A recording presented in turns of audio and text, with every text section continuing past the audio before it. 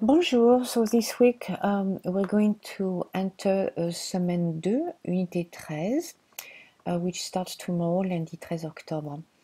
So we're going to start from the beginning. So if I'm going here in the center, we see that this week we're going to start two grammatical points, si clause and pronom relatif. Si clause is always followed by the imparfait, and the second verb is conjugated in the conditionnel. So here is a very simple example. Si j'avais de l'argent, je serais très riche. If I had money, I would be very wealthy, very rich. And I put a picture of Bill Gates, I'm sure you recognize him. So avoir becomes avait in the imparfait, and to be becomes je serai, which is un verbe irrégulier, as you know. So it's the same in English. If I had, si j'avais, I would be, je serais. So this is based on condition. It's a probability, so there's nothing for sure because it does say si, which means if in English. After this, we're going to go to les pronoms relatifs. This is your last grammatical point. So I'm sure you've seen those pronoms relatifs before. So we have four of them: qui, que, dont, où. So I give you four simple examples. Je sais qui tu es, qui meaning who, I know who you are. Je sais que tu as raison, que meaning that in English, I know that you're right. So que always involves the direct object, because in your head you have to think, I know what, you are right. What do I know? You are right. So that tu as raison, that's your direct object, meaning it has to be que. You see what I mean? You can't put qui here. Qui is subject of the verb être. So who is who? It's tu. You see what I mean? So we'll see, this is a very quick example, obviously, but qui is subject and que implies a direct object.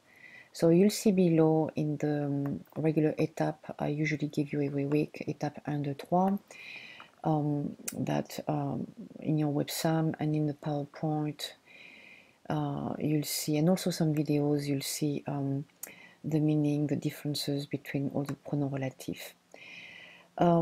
Two others here, which are easy to understand as well. C'est le livre dont je parle, dont equivalent of about in English. This is the book I'm talking about. So you have to remember that parler implies a preposition, parler de. When you talk about something, it's parler de. Just like in English, you say to speak about. So about for us is de. You don't see the de here. You see dont, because you have to know in your head that parler is always followed by de when you talk about something. So if you had, for instance, je parle du livre, le livre would be in the back here, and du is a contraction of de plus le. It's an article partitif. But when you reorder the sentence, you have to know in your head that that de does exist. But you replace it by dont because you're talking about something. I think the simplest one as far as the last pronoun relative is because où is the accent grave corresponds to where. So you see the videos I gave you, I put in Blackboard. They're very good explanations and complementary to the PowerPoint I gave you. So now don't forget that you have your meetup coming up, l'examen partiel, spread over 3 days, le 20, 21 et 22 octobre. So I'm sure you must have made your appointment.